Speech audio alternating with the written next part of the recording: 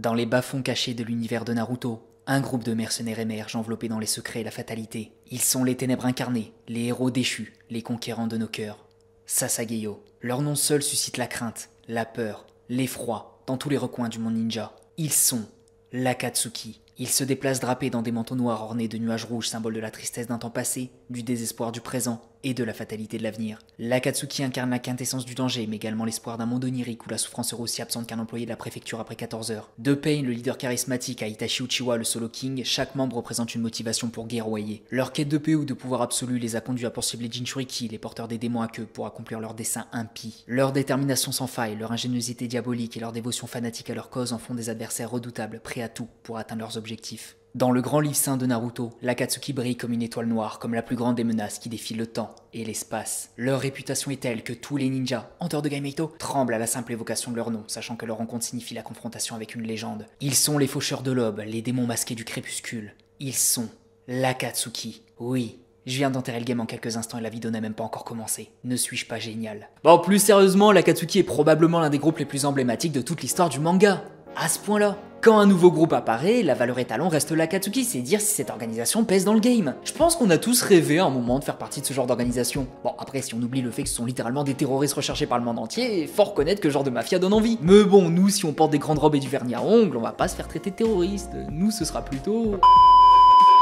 ce n'est que partie remise, à ce poste le censeur. Bref, j'en étais où? Comme nous, on ne peut pas faire partie du groupe pour des raisons extradimensionnelles, on a dû reporter nos ambitions vers les membres de cette dite dimension. On a tous déjà vu des fanarts de nos persos préférés version Akatsuki, on a tous déjà imaginé notre perso préféré avec du vernis à ongles, et comme vous êtes vraiment des pipounettes, aujourd'hui, je vous en fais une vidéo. Mais avant de commencer, il est important de comprendre ce qui fait un bon membre de l'Akatsuki, du moins le type de profil recherché. Nagato, le leader du groupe, est assez peu regardant sur les motivations des membres qu'il recrute. Son objectif est de recruter le plus de ninjas puissants possible pour réaliser son objectif, donc du moment que le ninja est puissant, il ferme les yeux sur leur ambition personnelle. Grosso merdo, Nagato demande juste du ninja qu'il soit puissant. Au vu de sa force, il peut empêcher par intimidation les ninjas de faire des dingueries, donc à peu près tout le monde peut avoir une place potentielle au sein de ce groupe. Du coup, du côté de l'Akatsuki, le travail il est fait. Maintenant, pourquoi un ninja voudrait rejoindre le groupe? En fait, les possibilités sont presque infinies. Si un ninja a une ambition quelle qu'elle soit, si au contraire il n'en a plus ou s'il veut juste passer le temps, il le peut. Évidemment, faut qu'il ait une bonne raison de rejoindre un groupe de criminels recherchés par le monde ninja, mais dès lors qu'il a une raison, il est éligible à un CDD renouvelable au sein du groupe. Du coup, l'Akatsuki va recruter n'importe qui de suffisamment puissant et les ninjas vont pouvoir rejoindre le groupe s'ils ont un intérêt personnel. C'est pourquoi, à travers cette vidéo, on va essayer de trouver 7 ninjas qui colleraient parfaitement au poste de membre de l'Akatsuki. 7 ninjas qui sont suffisamment puissants pour être acceptés au sein du groupe. 7 ninjas qui ont un intérêt scénaristique à passer du côté obscur de la force. Parce que oui, on doit pouvoir le justifier. Évidemment qu'Hashirama serait un atout colossal pour le groupe, au point même de pouvoir tout faire tout seul sans pouvoir être arrêté par un simple village. Mais scénaristiquement, ça n'aurait aucun sens à cause des limitations chronologiques et surtout à cause de sa personnalité. Jamais Hashirama n'aurait rejoint le groupe, donc on ne peut pas le prendre en compte ici. Vous avez donc les règles de cette vidéo. Il faut trouver 7 ninjas que l'Akatsuki aurait pu recruter dans le scénario de la trame principale de Naruto, pas dans une trame alternative. Je vais justifier mes choix, expliquer pourquoi, comment, mais où est donc Ornika, et je vais vous prouver que d'autres membres auraient pu être recrutés. Bon, après j'en donne 7, mais il en existe sûrement d'autres, et ce sera à votre tour de bosser dans les commentaires.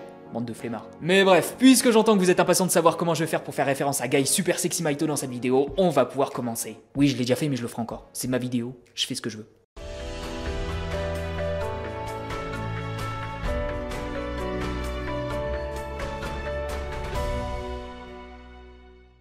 Alors je pense qu'on va tous être à peu près d'accord pour dire que Kakashi est l'un des ninjas les plus compétents et polyvalents de l'intégralité du monde passé, présent et futur de Naruto. Il est doué dans absolument tous les domaines et nul ne pourra nier que c'est l'un des plus grands génies de ce manga. À 6 ans par exemple, il était déjà diplômé de l'académie. À 7 ans seulement, il avait le niveau pour prendre la tête d'une unité ninja pour une mission. Imagine, t'as 40 ans, donc environ 30 ans d'expérience ninja. Et là, tu te fais commander par un mec qui a l'âge moyen des abonnés de Michou. Ça va la fierté. Bon, plus sérieusement, Kakashi est exceptionnel dans tous les domaines et l'Akatsuki ne peut que rêver d'avoir un ninja comme lui. Mais avant de voir pourquoi il sera un atout de taille, on va voir le pourquoi du comment du que quoi du pourquoi Kakashi rejoindrait cette organisation malgré son statut de presque personnage principal. Vous n'êtes pas sans savoir que Kakashi a eu une enfance assez complexe. Il a perdu sa mère à un âge excessivement bas, il a vu son père mort après s'être suicidé. Youpi.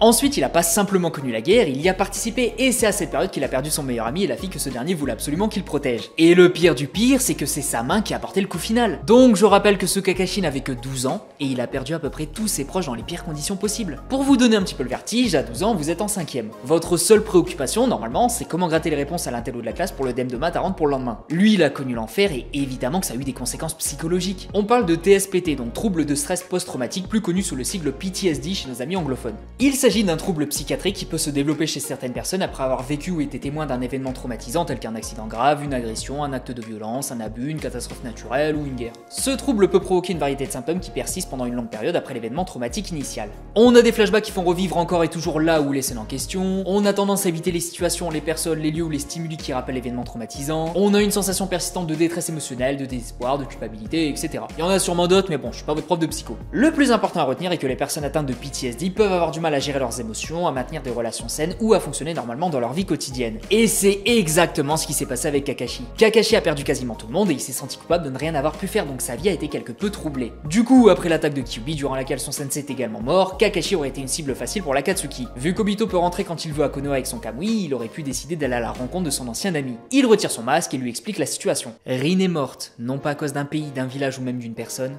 mais à cause du système ninja. C'est ce système ninja qui encourage les gens à prendre les armes, à se battre et qui provoque fatalement des victimes dans tous les sens. Rin a été une victime parmi tant d'autres et il faut que ça change. Kakashi aurait donc devant lui son ami qui était censé être mort, ce qui aurait pu provoquer un nouveau trauma. Mais surtout, Kakashi, au vu de sa faiblesse psychologique à ce moment-là, il aurait pu être incité par Obito à rejoindre l'Akatsuki pour amener la paix dans le monde. Parce qu'on va pas se le cacher, le but d'Obito était extrêmement noble. Apporter la paix dans le monde, faire en sorte que les conflits cessent et faire disparaître le malheur pour l'intérêt commun. Y a aucune chance que Kakashi n'y réfléchisse pas un petit peu au moins. Actuellement, le monde ninja n'évolue pas et c'est guerre sur guerre. La solution d'Obito n'est peut-être pas la plus joyeuse à mettre en place parce que ça les obligeait à prendre la vie du fils de son maître, mais une vie contre celle de millions, voire de milliards de personnes, c'est une décision qui se réfléchit. Donc à ce moment-là, oui, Kakashi aurait potentiellement une motivation pour rejoindre le groupe. Dans tous les cas, c'est tout l'un ou tout l'autre. Soit il reste fidèle à son village et il va tenter de gérer Obito lui-même, soit il cède et dans ce cas-là, il va rejoindre le groupe. C'est un embranchement qui est tout à fait plausible, surtout au vu de son PTSD qui semble s'être calmé après le début de son tutorat de l'équipe 7. Donc Kakashi peut rejoindre le groupe. Non seulement il a la puissance pour, mais il a également la motivation pour le faire. Maintenant, faut quand même comprendre que Kakashi dans l'Akatsuki sera un véritable monstre. Dans la partie 1, il était rouillé vu qu'il s'est un petit peu relâché avec le temps de paix. Sauf qu'au sein du groupe, il va enchaîner les missions dangereuses, donc il va se maintenir en forme. Mais surtout, il sera avec Obito qui maîtrise également le Kamui. Quelle meilleure preuve que l'utilisateur de base du Kamui pour apprendre à maîtriser plus rapidement ses pupilles? Bah y'a personne. Kakashi a fait des merveilles en apprenant en autodidacte, donc imagine avec Obito. Et on peut même imaginer des dingueries en mode Obito va vouloir aider son ami en lui greffant des cellules d'Hashirama. Si Kakashi peut supporter ça, on aurait un perso potentiellement plus fort qu'Obito lui-même. Mais ça c'est secondaire ici. Kakashi va donc être d'une grande aide pour les missions, les captures de bijoux et le scellement de ces derniers dans la statue. Non seulement il ferait partie des membres les plus importants du groupe, mais avouez que niveau développement, ce serait goldé. Bref, selon moi il existe un monde dans lequel Kakashi aurait pu faire partie du groupe. Mais pour ça, il aurait fallu qu'Obito le lui demande et il semblait vouloir enterrer sa vie passée, donc ça s'est pas fait dans la trame principale. Mais c'est un scénario qui passe selon moi, qui peut se justifier et qui ouvre la porte à énormément de possibilités, tout en enfermant d'autres, genre l'équipe 7 sans Kakashi, donc toute l'histoire serait chamboulée. Et en parlant de porte, on aurait pu avoir une confrontation Gai Kakashi en mode Naruto Sasuke. Rien de tel pour avoir l'épiderme de Gallinacé. Mais bref, je vous rassure, les suivants seront moins longs quand même et Kakashi était probablement la recrue qui aurait fait le plus de sens, donc fallait que je m'y attarde un petit peu.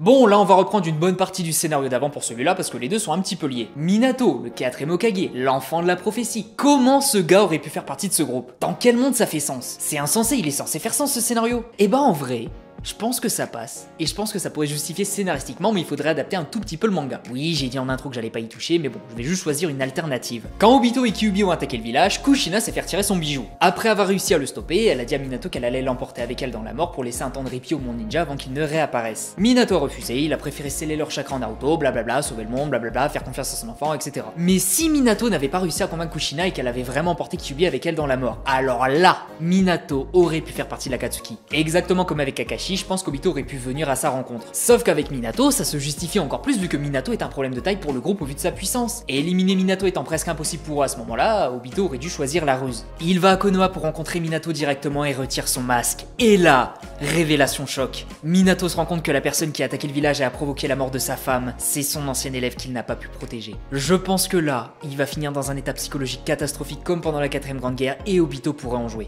Il va lui tenir exactement le même discours qu'à Kakashi, à savoir que sa femme est morte, non pas à cause de lui, mais à cause du système ninja. Ce ne sont pas tant les ninjas qui posent problème, mais le concept même de ninja. Minato souhaite apporter la paix dans le monde et il est parfaitement conscient des limitations de ce dernier. Il en a carrément parlé à Naruto quand il l'a revu. Donc là, il va comprendre que le système ninja lui a fait perdre sa femme, mais que ce n'est pas un cas isolé. Parce que, pour rappel, il a participé à la 3ème Grande Guerre et il a dû en assassiner à tour de bras des ninjas qui avaient des familles. Et en soi, c'est pas tant Minato le responsable de la mort des ninjas qui l'a tué, mais c'est plutôt le système ninja qui favorise les conflits inter-villages. Du coup, il risque d'être dos au mur. Il n'a pas la solution pour apporter la paix et il continue d'avoir des preuves de la brutalité du système ninja. Sauf qu'Obito, lui, il a une solution. Un monde onirique dans lequel personne ne va souffrir et tout le monde serait heureux. Rin pourrait donc revenir, Kushina pourrait également revenir, il n'y aurait aucune limite. Mais là, vous allez me dire, Minato est un ninja à la limite de la perfection niveau personnalité. Il est droit, fidèle à ses convictions, tout ça. Mais n'oubliez pas également qu'il est dévasté par la mort de sa femme et par le secret de l'homme masqué. À ce moment-là, des doutes vont forcément naître en lui. Et des doutes naissent des envies, donc il existe un monde dans lequel Minato succombe aux ténèbres et accepte l'idée que la paix dans un monde onirique est mieux que la guerre dans un monde réel.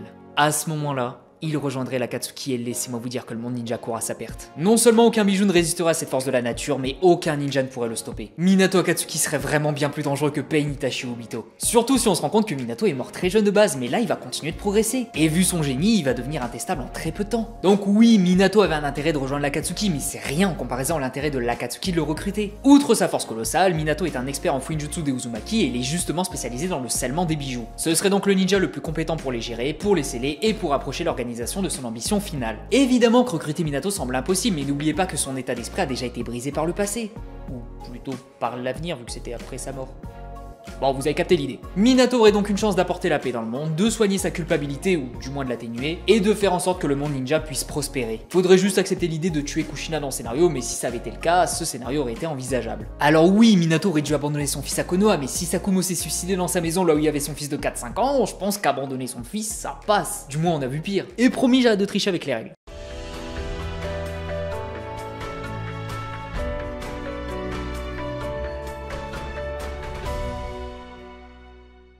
Bon, pour celui-là, il va falloir revenir aux origines de la création de l'Akatsuki. Du moins la mauvaise Akatsuki. Dark Akatsuki. Les méchants. Bon, je vais abréger un maximum cette partie parce que tout le monde la connaît, mais il faut que je l'aborde parce que ça va m'aider pour les prochaines minutes. Grosso merdo, Akatsuki gentil. Akatsuki œuvrer pour le bien de son pays. Akatsuki vouloir le bien autour d'eux et apporter la paix dans le monde. Danzo le brave dire non non non, Akatsuki pas gentil. Du coup, Hanzo prendre en otage Conan, Yahiko meurt et Nagato devient Dark Nagato. Les méchants.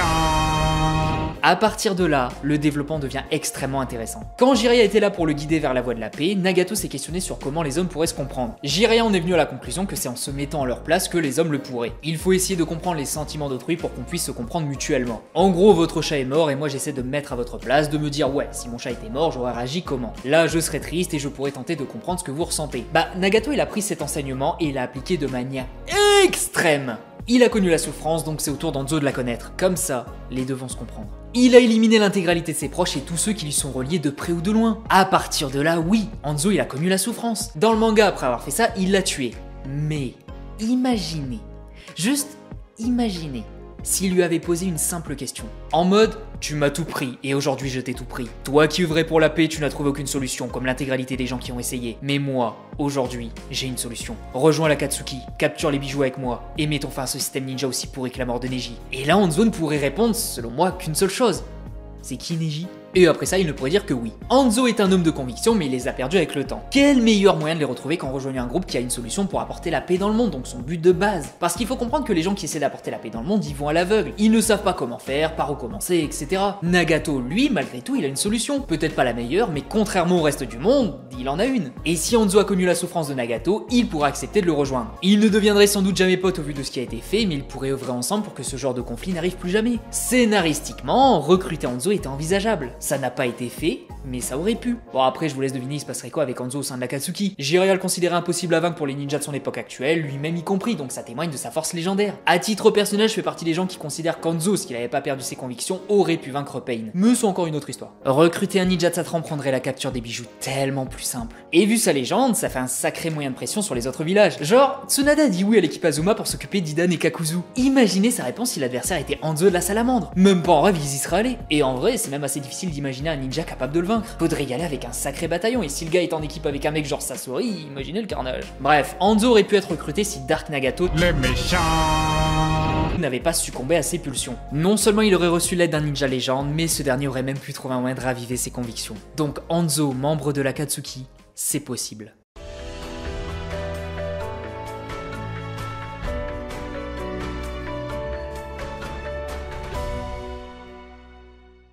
Bon, lui, il est un poil obvious sur les raisons de sa potentielle candidature au poste de membre de l'Akatsuki, d'où la légèreté de l'argumentation. Kabuto, après la disparition d'Orochimaru, n'avait plus rien. Son histoire à lui, c'est qu'il n'a jamais rien eu à cause de ce système ninja qui favorise la bonne naissance, et la seule personne qu'il a vraiment considéré pour celui qu'il est, c'est Orochimaru. Bien sûr que Kabuto sait qu'Orochimaru se sert de lui, mais c'est pas vraiment dérangeant en soi. Kabuto avait son rôle et il le remplissait sans problème. Mais dès la disparition d'Orochimaru, Kabuto a tenté de devenir quelqu'un à sa propre façon. Et je pense que vous vous souvenez qu'on est loin du serment d'Hippocrate ici. On est plutôt sur du « j'utilise mes connaissances pour prendre qui vous êtes et devenir l'être humain parfait. Je vais devenir la fusion de vous tous. Je vais devenir quelqu'un. » Sauf qu'en vérité, plutôt que de le laisser dans son coin, l'Akatsuki aurait pu tenter de le recruter. Kabuto reste quand même un ninja qui a parcouru le monde et qui était dans les magouilles avec Orochimaru, donc c'est une mine d'or niveau information et niveau ressources militaires. D'autant plus qu'avoir des stratèges de style dans son équipe, ça peut être que positif. Et en plus de ça, vous avez jamais remarqué qu'il n'y a pas de ninja médecin dans l'Akatsuki? Enfin, j'imagine que des ninjas genre Sasori peuvent administrer les premiers secours, mais personne ne peut réellement soigner une véritable blessure. À la limite, il y a Kakuzu qui peut recoudre, mais c'est un petit peu limite quand même. Imaginez donc ajouter un ninja médecin ultra compétent, ce serait tout bénef. Après, Kabuto, c'est pas tant pour sa puissance globale qui va être recruté, mais pour ses capacités de soutien, de conseiller, d'informateur, bref, pour le à côté. Il est très fort, hein, qu'on s'entende, mais globalement, ça va être tendu de gérer des bijoux. Et comme il pourrait servir à autre chose, c'est pas une si mauvaise idée selon moi. La seule véritable limite, c'est vraiment sa fidélité douteuse. Ce sera assez difficile de lui faire confiance vu qu'il transpire la trahison comme Orochimaru. Pain pourrait quand même prendre le risque vu que Kabuto n'a pas le niveau pour poser problème et son intelligence, elle, c'est un petit peu différent. Et il est sournois le petit gars, faut vraiment faire gaffe. Kabuto aurait donc un endroit où aller, un petit peu comme Kisame au final, et l'Akatsuki pourrait recevoir un soutien d'élite, un petit peu comme Zetsu. Et comme c'était la dèche niveau membre, je pense que Nagato n'aurait pas trop fait de manière. Au pire, il aurait été surveillé par Zetsu, mais je pense que Kabuto avait un intérêt à rentrer dans le groupe. Bon, après oui, je pense qu'il les aurait trahis à un moment donné, mais c'est comme faire confiance aux parents qui disent que le Père Noël existe. Oui, je sais, j'ai pas précisé qu'il allait avoir un spoil, mais non,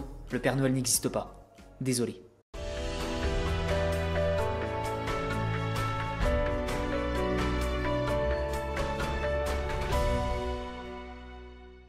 Oui, Sakura aurait pu faire partie de l'Akatsuki, mais pour des raisons assez différentes des autres membres. Bon, même speech qu'avec Kabuto, sa puissance sera assez limitée pour pouvoir devenir un des membres primordiaux du groupe, mais son côté ninja médecin et son intelligence peuvent aider à son insertion. Mais globalement, pourquoi? Pourquoi Sakura rejoindrait l'Akatsuki alors qu'elle a le cœur aussi pur qu'un petit nénuphar arc-en-ciel qui fume des petits nuages au royaume des bisounours? Bah, il y a un élément scénaristique qui peut aller dans ce sens. Souvenez-vous que la première partie de Shippuden était consacrée à la recherche de Sasuke. Et à un moment, la méthode la plus efficace pour retrouver Sasuke, c'était de retrouver sa cible, à savoir Itachi Uchiwa. Dans le manga, Sakura a pris conscience que la promesse de Naruto de ramener Sasuke lui pesait sur le moral, mais après l'arc Pain, donc après la mort d'Itachi et le passage en Dark Sasuke 666. Les méchants. Oui bon, vous avez compris. Mais imaginez si Sakura avait réalisé plus tôt que cette promesse posait problème à Naruto, elle aurait voulu gérer ça elle-même. Et quand je dis gérer ça elle-même, je veux dire aller gérer Itachi elle-même.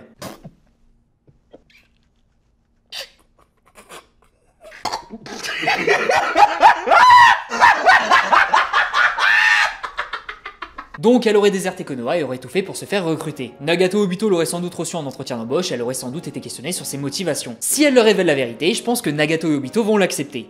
Enfin, ils vont d'abord avoir le fou rire dans leur vie en se disant que Sakura veut gérer Itachi et ensuite, ils vont l'accepter vu qu'ils savent qu'Itachi n'a rien à craindre d'elle. Par contre, ses capacités de ninja médecin pourraient être un atout de taille pour les raisons évoquées avec Kabuto. D'ailleurs, ils savent sûrement que Sakura a aidé à vaincre Sasori, donc ça rajoute une ligne non négligeable sur son CV. Sa culpabilité aurait pu la pousser à rejoindre le groupe afin de petit A gérer Itachi, petit B retrouver Sasuke, petit C gérer Sasuke, petit D se faire enfanter et fin du manga. Obito et Nagato l'auraient vu comme un soutien de plus, une personne de plus pour gérer le scellement des bijoux, pour exécuter des missions pour gagner de l'argent, etc. Donc c'est un petit peu une relation en mode Itachi Obito, genre on se sert l'un de l'autre de manière consentie. Et puis, petit commentaire perso, Sakura dans l'Akatsuki, Sakura qui déserte son village pour sauver celui qu'elle aime et qui ne souhaite pas se faire sauver. Je pense qu'avec ça, elle ne se serait pas fait autant uriner dessus par ses détracteurs. Ou alors c'est l'Akatsuki en tant qu'entité qui aurait pris cher. C'est un des deux.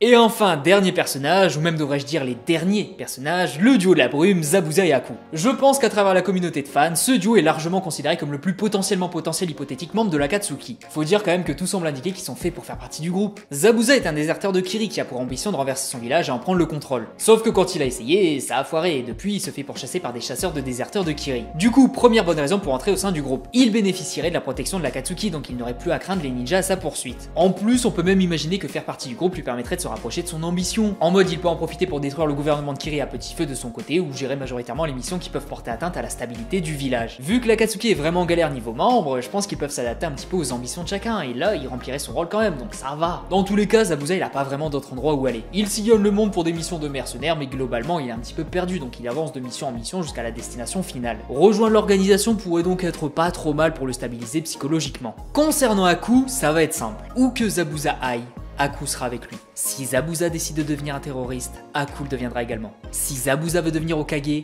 Aku sera son assistant. Si Zabuza devient un facochère, Aku Namatata. Peu importe ce que deviendra Zabuza, Aku le suivra vu que c'est sa seule raison de vivre. Lui, on se moque de son ambition vu que c'est juste d'être avec Zabuza. En bref, Zabuza aurait eu un intérêt à rejoindre le groupe histoire d'être protégé et de pouvoir s'occuper de Kiri à sa façon. On peut imaginer plein d'autres scénarios également, genre Zabuza peut essayer de prendre le contrôle du groupe, il peut chercher de nouveaux alliés pour renverser son ancien village, il peut convaincre Pain de détruire Kiri, etc. Donc ses choix sont multiples et je pense que si on lui fait la proposition, il accepterait. Du moins, ce serait dans son intérêt. Mais est-ce que l'Akatsuki voudrait de lui? Pourquoi il n'a pas été recruté plus tôt s'il est éligible au statut de membre du groupe? Bah en vrai, j'ai plusieurs théories. Soit Kishimoto n'avait pas encore réfléchi au principe d'Akatsuki vu que ça arrivait un petit peu après, soit Zabuza n'était pas le premier choix. Nagato et Obito ont cherché à recruter des membres à travers le monde, mais évidemment que des ninjas comme Kisame ont plus de valeur que Zabuza. Donc peut-être que les dirigeants de l'Akatsuki ont d'abord fait les plus importants et Zabuza est mort avant d'être approché. Ou alors il a été approché mais il a refusé, peut-être même à cause d'Aku qui a senti le danger. Mais c'est assez secondaire ici. Le plus important est que Zabuza est un ninja qui joue dans une catégorie relativement proche de celle de Kakashi, donc l'un des Jonin les plus craints et respectés du monde. Avec un peu de stratégie, il a même pu l'immobiliser, donc c'est qu'il est assez compétent niveau puissance globale. Et les compétences sont ce qui intéresse le groupe. À mon sens, Zabuza il ferait partie des membres les plus faibles, genre il serait tout en bas avec Hidan, mais ça reste un ninja capable de vaincre des Jonin et qui possède des capacités assez galères à gérer et monstrueusement pratiques pour des missions d'assassinat. Donc ouais, je vois pas pourquoi Nagato ne chercherait pas à le recruter. Surtout qu'en plus, on aurait un duo supplémentaire déjà formé. Mettre Zabuza et Aku ensemble serait le meilleur plan vu qu'ils se connaissent parfaitement, qu'ils s'entendent et qu'ils peuvent bosser en équipe, ce qui n'est pas le cas de tous les duos. En plus, Aku est lui-même monstrueux niveau puissance, donc ça ne peut être qu'un argument supplémentaire pour les recruter. Je dirais même que ce duo serait un atout de taille. La seule véritable limitation que je pourrais voir, c'est le manque de confiance en ces deux-là, surtout en Zabuza. Zabuza sans vouloir juste la tête des dirigeants de Kiri et en prendre le contrôle, donc peut-être qu'il va faire passer son ambition avant le groupe. Et pire, peut-être qu'il serait prêt à tout lâcher du jour au lendemain juste pour Kiri. Dans ce cas-là, l'Akatsuki sera obligé de l'éliminer vu qu'il en sait trop et ce sera une galère de plus à ajouter. Est-ce qu'ils ont besoin de ça? Non. Mais est-ce qu'ils sont prêts à prendre le risque histoire d'avoir des membres même temporaires? Ça, y a moyen. Oui. Dans tous les cas, ça va mal se finir pour eux, ils vont se faire éliminer en mission ou par le groupe directement, mais leur affiliation à l'Akatsuki n'était pas impossible. Mais voilà pour les membres potentiels de ce groupe. Évidemment qu'en cherchant un petit peu, on pourra en trouver d'autres. Par exemple, je vais vous poser la question vu que c'est un des membres qui m'a fait le plus cogiter, mais est-ce que Danzo aurait eu un intérêt à rejoindre le groupe? Au vu de son ambition, ça peut le faire, sauf qu'au vu de son caractère, peut-être pas.